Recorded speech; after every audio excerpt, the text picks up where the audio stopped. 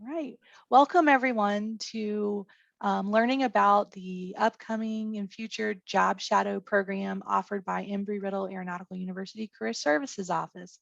We're excited that you want to learn more about the program, and myself, Sandy Oman, and my colleague Tommy Liang are going to be able to share a little bit about how the program works and how you can also participate in that program as well. So I'm going to share my screen, and we're going to go over a quick little presentation.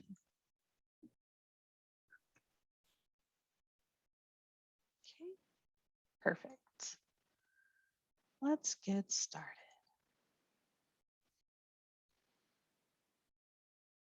All right. So the Job Shadow program, we began that in spring of 2021. And it was an opportunity for students to be able to go to local companies and interact with some professionals at the companies that were related to their degree program and or their interest, and learn about what it's like to go and work for these companies, to be in the professional area they're in, learn about skills that they use on a day-to-day basis and what helps them to be successful, and also to create a network of professionals that they could reach out to and ask questions um, as they are also developing as students to future professionals. We thought it would be a great opportunity for students to get to learn about a day in the life of a professional at one of these companies. And one of the big things about this program was we did not want it to be a pipeline for future hiring. From the company's perspective, that would be, a great opportunity for the student, but it's just a short half day to full day type of experience and not enough to really base future hiring on. However, if that were to happen, that would just be a benefit for the students and the employers. This program was made open to any student that wanted to apply based on the companies that were participating and what they did, and the students, their degree program, and their career interests.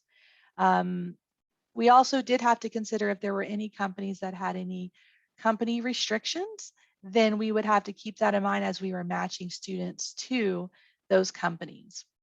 This was a great opportunity for students just to get out and interact with others and learn about different career fields. And it was a very good success. So we also offered another job shadow day in the summer. Moving forward, though, this program will only be offered in the spring semesters. And so we are going to talk about what that timeline looks like if you are interested in participating in a future job shadow day. Here's the program timeline. We are going to start advertising to companies in November and inviting them if they would like to participate in the Job Shadow program. At this time, the Job Shadow program is local to the local area and Central Florida area because this is an opportunity for a student to physically go to the company and to meet other people in person. However, we have expanded that to not only the local Daytona Beach area, but to the Central Florida area because it is still drivable. We also don't want students to miss out on classes. So we've tried to schedule it on a day where there were no classes so there would not be a conflict in their schedule to participate. So we start advertising to the companies in November and then hopefully have most of them on board by the end of December. We'll send out a save the date to students in late December to let them know when the program will be held in the spring and some information to think about as they think about possibly applying to this position. The applications will open in Handshake in early January and then have a certain amount of time for students to be able to apply. We will email all students to let them know that the opening is available in Handshake so they can start applying.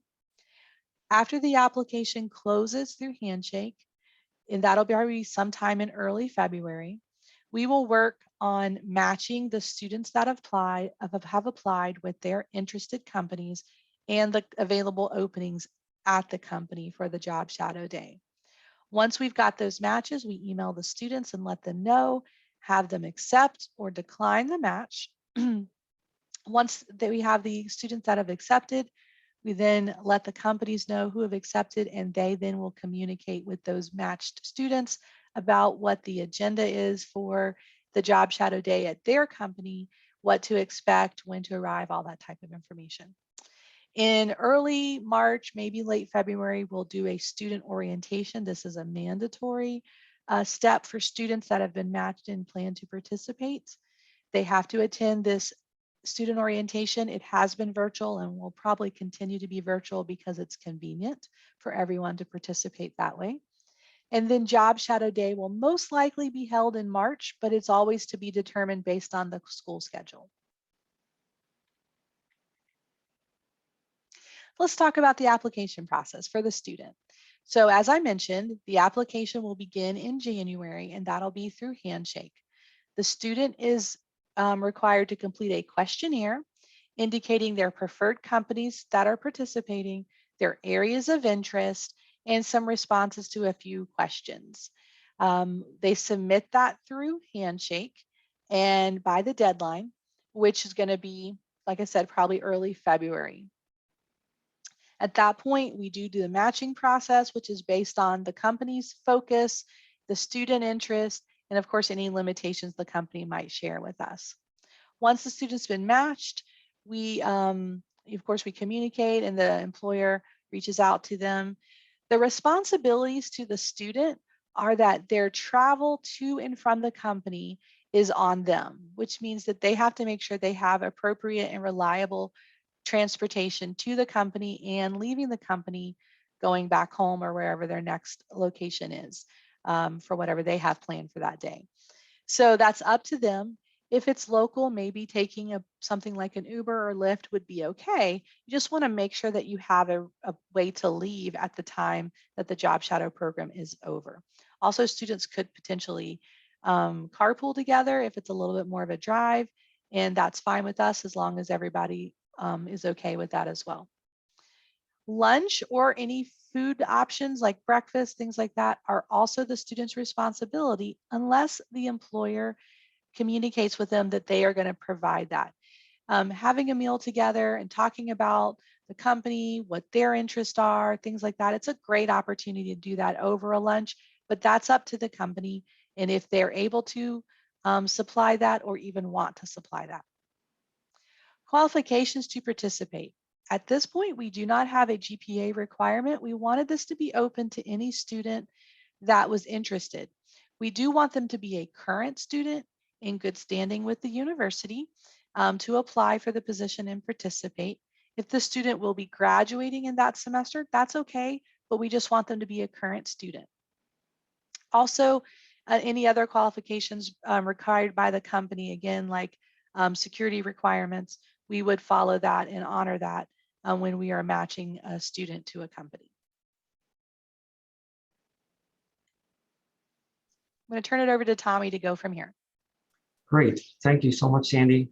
So when we work with our partner companies on this, it's really up to them to set the schedule for the students. It could be from anywhere from a half day to a full day experience to a full day program to a full day job shadow day. From 3 hours, as short as 3 hours from what we've seen to as long as 7 to 8 hours. It really depends on the company's availability for the day, depends on their team, it depends on their team members' availability to accommodate the students as well. But rest assured, the schedule will definitely be full of learning and jam-packed networking and questions and answer portions, of course. So when it comes to actual determining the schedule, the partner company is aware to send the schedule in advance to the student at least 1 or 2 weeks before the job shadow day. So rest assured, once again, the students will definitely be aware of the schedule as far as what to bring and what to wear on the day of as well. They are made aware of that in advance. And once again, we recognize the resources, the time, the effort in you, the student, applying and and reaching out to us if it need be. That's very precious. That's essential. We do make sure that you are matched with the company to your preferences, whether it be your number 1, 2, or 3 preferences, as well as the companies too.